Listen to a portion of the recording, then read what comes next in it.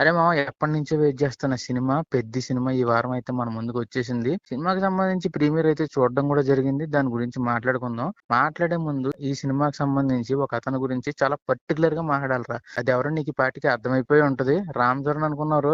రామ్ చరణ్ గురించి మాట్లాడాలంటే ఇప్పుడు అప్పుడే కాదు, చాలా టైం ఉంది. Captain of the ship Buchibabu గురించి మాత్రం చాలా గట్టిగా మాట్లాడతారరా. ఎందుకంటే బుచ్చుబాబు చాలా కన్విక్షన్ తో ఈ సినిమాని రాసుకున్నాడు. అదే కన్విక్షన్ తో సినిమాని తీశాడు అండ్ అదే కన్విక్షన్ తో ప్రమోట్ చేశాడు. ఎందుకంటే ఈ రోజుల్లో ఒక సినిమాని ప్రమోట్ చేసేటప్పుడు అటు ఇటుగా వాగిన, ఇంతకు ముందు బుచ్చిబాబు విషయంలోనే అది జరిగింది. పుష్ప 2 విషయంలో ఒక మాట అన్నాడు 10 కేజీఎఫ్లు అని చెప్పి. అదే పట్టుకుని కొంతమంది ఆడియన్స్ ట్రోల్ చేశారు. ఈ సినిమా ప్రమోషన్స్ టైంలో బుచ్చిబాబు ఇచ్చిన ప్రతి ఇంటర్వ్యూ చూశాను నేను.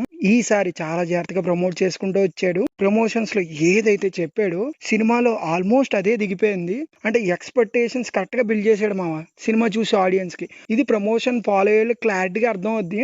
ప్రమోషన్ ఫాలో అయిన వాళ్ళకి కూడా సినిమా ఖచ్చితంగా నచ్చుతుంది. ఎందుకంటే అంత మంచి కథ రాసుకున్నాడు. రొటీన్ కథ అవ్వచ్చు, కానీ దాన్ని ప్రజెంట్ చేసిన విధానం మాత్రం నెక్స్ట్ లెవెల్. రీసెంట్ గా ప్రీ రిలీజ్ ఈవెంట్ జరిగింది కదా, విజయవాడలో జరిగింది. ఆ ప్రీ రిలీజ్ ఈవెంట్ లో బుచ్చిబాబు స్పీచ్ వినుంటే కనుక అందరికి ఒక క్లారిటీ అయితే వచ్చేసేది. బుచ్చిబాబు ఈ సినిమా గురించి ఒక మాట అయితే అన్నాడు, ఈ సినిమాని మీరు కమర్షియల్ సినిమాలా చూడకండి, ఇది ఒక ఎమోషనల్ డ్రామా, ఈ సినిమా ఒక డ్రామా, పెద్దిగాడి లైఫ్ స్టోరీ, పెద్దిగాడి జర్నీ అని మాత్రం చెప్పాడు. అది చెప్పకపోయి ఉండుంటే, మళ్ళీ నొక్కి పెట్టి చెప్తున్నామా, ఆ మాట కనుక ప్రీ రిలీజ్ ఈవెంట్ లో బుచ్చిబాబు రివీల్ చేయకపోయి ఉండుంటే ఎఫెక్ట్ అయితే మాత్రం చాలా గట్టిగా ఉండేది అనిపించిందిరా నాకు. ఎందుకనంటే నీకు ట్రైలర్ కట్ చూసుకున్నప్పుడు ఎక్కడ కూడా మనం ఒక మరీ ఎమోషనల్ సినిమా చూస్తున్నాం అని అనిపించదు. అఫ్ కోర్స్ రీసెంట్ గా చాలా సినిమా ట్రైలర్ కట్లు చూస్తున్నాం, ఫస్ట్ అంతా యాక్షన్ బ్లాక్స్ పెట్టేసి అక్కడక్కడ ఎమోషనల్ టచ్ ఇచ్చేసి మళ్ళీ లాస్ట్ కి యాక్షన్ తీసుకొచ్చి కట్ చేస్తున్నారు. సినిమా కూడా ఇంచుమించు అటు ఇటు ఆ పాలలోనే వెళ్ళిపోతుంది. సేమ్ అదే టెంప్లెట్ లో ఈ సినిమా ట్రైలర్ కట్ కూడా కట్ చేశాడు. మొత్తం అంతా కమర్షియల్ వేలో తీసుకెళ్లి మధ్యలో కొంచెం ఎమోషనల్ గా చూపించి క్లైమాక్స్ కి వచ్చేసరికి మంచి నీట్ గానే ఎండ్ చేశాడు ట్రైలర్ ని. అదే పందా మనం అనుకుని కనుక ఒక కమర్షియల్ సినిమా చూస్తాం అని అనుకుని వెళ్ళిపోయి ఉండుంటే మాత్రం ఖచ్చితంగా కొంచెం డిసప్పాయింట్ అయ్యే వాళ్ళం అని నాకు అనిపించింది. ఇంకో విషయం కూడా చెప్పాలి. ఇప్పుడు ఫ్యాన్స్ ఉంటారు మా ఫ్యాన్స్ అయితే ఖచ్చితంగా కమర్షియల్ స్టఫ్ ఎక్స్పెక్ట్ చేస్తారు. ఎందుకంటే ట్రైలర్ కట్ కూడా అలాగే ఉంది. సెకండ్ హాఫ్ వచ్చే కంటెంట్ ఏదైతే ఉంటుందో అది ఫ్యాన్స్ కంటెంట్ కాదు. అదే నా బాధ. ఈ సినిమా అందరికీ రీచ్ అవ్వాల్సిన సినిమా, అందరికీ రీచ్ అవుద్ది. ఫ్యాన్స్ కి మాత్రం కొంచెం అటు ఇటు అనిపించవచ్చు. అలా అని చెప్పి అందరు ఫ్యాన్స్ కి కాదు, ఒక 20% ఫ్యాన్స్ కొంచెం డిసప్పాయింట్ అవ్వచ్చు. దట్టు మాస్ సినిమాలు ఎవరైతే ఎక్కువ చూస్తారో వాళ్ళకి అనిపించవచ్చు. ఎందుకంటే మగధీర సినిమా తర్వాత ఎక్కువ మాస్ సినిమాలు చేసుకుంటూ వచ్చాడు కమర్షియల్ సినిమాలు రామ్ చరణ్. సో ఆ ఆడియన్స్ ఎవరైతే ఉంటారో వాళ్ళు లిటిల్ బిట్ డిసప్పాయింట్ అవ్వచ్చు. బట్ నా పరంగా అయితే ఒక్క ఫ్లా కూడా లేదు. మేము ఇందాక డిస్కస్ చేసుకున్నాం రివ్యూ స్టార్ట్ చేయకముందు. నేను కొన్ని ఫ్లాస్ చెప్పాను, మనోడు కొన్ని ఫ్లాస్ చెప్పాడు. ఆ ఫ్లాస్ కి నేను ఆన్సర్ చెప్పాను, నేను చెప్పిన ఫ్లాస్ కి మనోడు ఆన్సర్ చెప్పాడు. అప్పుడు అర్థమైంది నాకు. ఇలాగే వాళ్ళు కూడా డిస్కస్ చేసుకుని చాలా కన్విక్షన్ తో ప్రెజెంట్ చేశారు కాబట్టి ఇంత కరెక్ట్ గా వచ్చింది. మీరు సినిమా చూసిన తర్వాత చాలా క్వశ్చన్స్ రేజ్ అవుతాయి. ఆ క్వశ్చన్స్ అన్నిటికి కరెక్ట్ గా కూల్ గా డిస్కస్ చేసుకుంటే మాత్రం ఆన్సర్లు దొరికేస్తాయి. అరే మామ, నీ మాటకు అడ్డొచ్చాను. నువ్వు ఒక మాట అన్నావు, కొంతమంది ఫ్యాన్స్ కంటే ఒక 20% ఫ్యాన్స్ కి అయితే మాత్రం ఈ సినిమా డిసప్పాయింట్ అవ్వచ్చు అని అన్నావు. కాకపోతే నేను ఇప్పుడు ఒక పర్టికులర్ మాటనైతే ఒక స్టేట్మెంట్ లో ఇవ్వబోతున్నాను. ట్రూ రామ్ చరణ్ ఫ్యాన్స్ ఎవ్వరూ కూడా సినిమా విషయంలో డిసప్పాయింట్ అవ్వరు. ఎందుకనంటే ఒక యాక్టర్ రామ్ చరణ్ ని, ఒక ఫైనెస్ట్ యాక్టర్ రామ్ చరణ్ ని సినిమాలో చూడబోతున్నారు. నేను ఇది ఖచ్చితంగా స్టాంప్ వేసి రాసి చెప్తున్న మాట.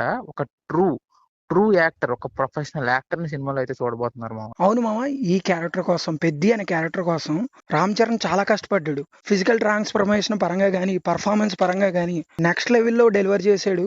మొన్నటి వరకు రామ్ చరణ్ అంటే రంగస్థలం గుర్తొచ్చేది, RRR గుర్తొచ్చేది. ఇది ఆ రెండింటిని క్రాస్ చేసింది అన్న మాట మాత్రం అతిశయోక్తి కాదు. పెద్దిగాడి క్యారెక్టర్ ఆర్క్ అలా ఉంటది. ఆ పెద్దిగాడి క్యారెక్టర్ లో రామ్ చరణ్ మాత్రం ఇవిడిపోయాడు. నిజం మామ, అసలు రామ్ చరణ్ ఆన్ స్క్రీన్ మీద చూస్తున్నప్పుడు ఆ ఫీలే వేరుంది. ఎంత నీట్ గా డెలివరీ చేశాడో క్యారెక్టర్ ని మామ. కొంతమంది కొన్ని సార్లు చెప్తుంటారు, ఒక యాక్టర్ అంటే ఇంత పొడుగు డైలాగులు చెప్పాలి, ఇంత అలా చెప్పాలి, ఇన్ని ఎక్స్ప్రెషన్లు పెట్టాలి, ఇవన్నీ చెప్తా ఉంటారు. కాకపోతే కొన్ని ఎపిసోడ్స్ లో రామ్ చరణ్ చేసిన పెర్ఫార్మెన్స్ ఏదైతే ఉందో, especially first half pre interval ముందు వచ్చే ఎపిసోడ్ లో రామ్ చరణ్ పెర్ఫార్మెన్స్ ఏదైతే ఉందో, అదైతే మాత్రం నా భూత నా భవిష్యత్తు.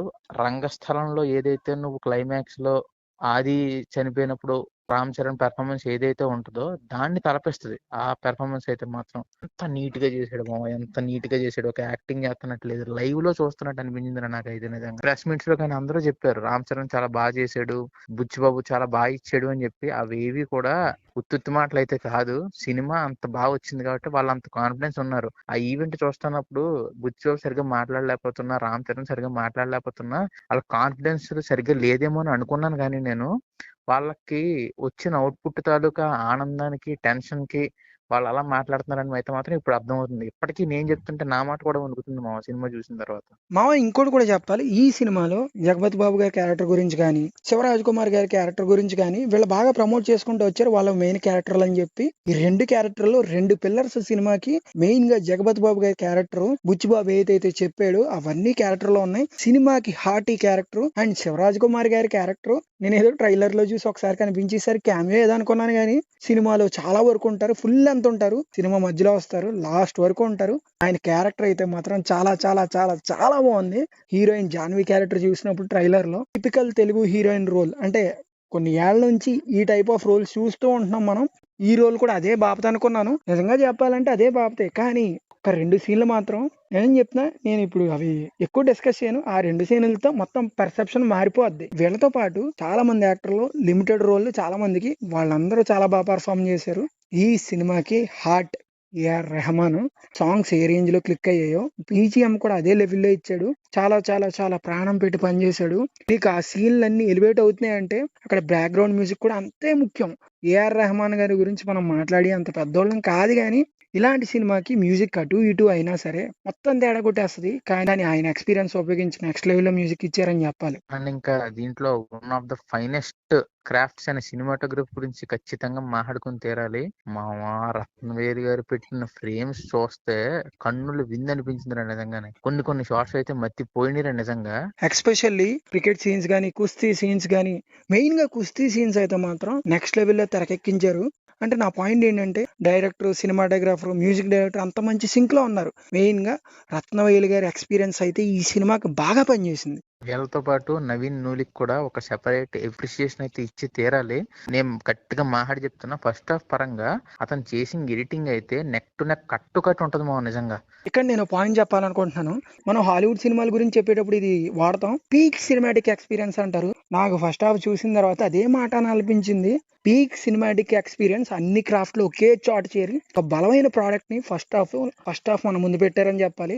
ఫస్ట్ హాఫ్ ను పొగిడేస్తున్నారు అని అనుకోకండి. సెకండ్ హాఫ్ కూడా అదే లెవెల్లో ఉంది. కానీ ఇక్కడ సినిమా వేరే జోన్ లో వెళ్తుంది. ఆ జోన్ అయితే మాత్రం ఫస్ట్ హాఫ్ నాకు ఎంత కిక్కిచ్చిందో సెకండ్ హాఫ్ కూడా అంతే కిక్కిచ్చింది. మీరు అనుకోవచ్చు, ఇప్పటిదాకా విన్న వాళ్ళు ఖచ్చితంగా అనిపిస్తూ ఉంటది, ఏంటి ఒక సినిమాకి అన్ని పాజిటివ్ నెగిటివ్లు ఉండవా అని చెప్పి. ఖచ్చితంగా దీంట్లో కూడా నెగిటివ్ ఉన్నాయి, కాకపోతే అది సినిమాలో నెగిటివ్ కాదు.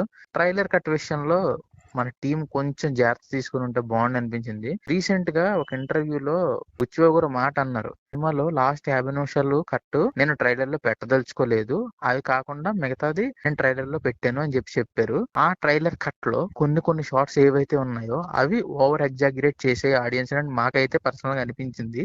ఆ షార్ట్స్ ని చూపించడం కన్నా ట్రైలర్ రన్ టైం కొంచెం చిన్న చేసి ఉంటే ఇంకా బాగుండేది అని అనిపించింది. దీని వల్ల కొద్దిగా రాంగ్ పర్సెప్షన్స్ కి వెళ్ళే స్కోప్ ఉంది. బట్ వాటికన్నా మించినవి ఉన్నాయి ఫస్ట్ హాఫ్, సెకండ్ హాఫ్ లో. ఎక్కడా మిమ్మల్ని సినిమా డిసప్పాయింట్ చెయ్యదు. ఇండస్ట్రీ అయితే చాలా చాలా చాలా వెయిటింగ్ ఒక పెద్ద హిట్ కావాలని చెప్పి. ఈ సినిమా మీద కూడా చాలా మందికి ఎక్స్పెక్టేషన్స్ ఉన్నాయి. ఆ ఎక్స్పెక్టేషన్స్ అయితే ఈ సినిమా రీచ్ అవుద్ది, మాకైతే అయిపోయింది.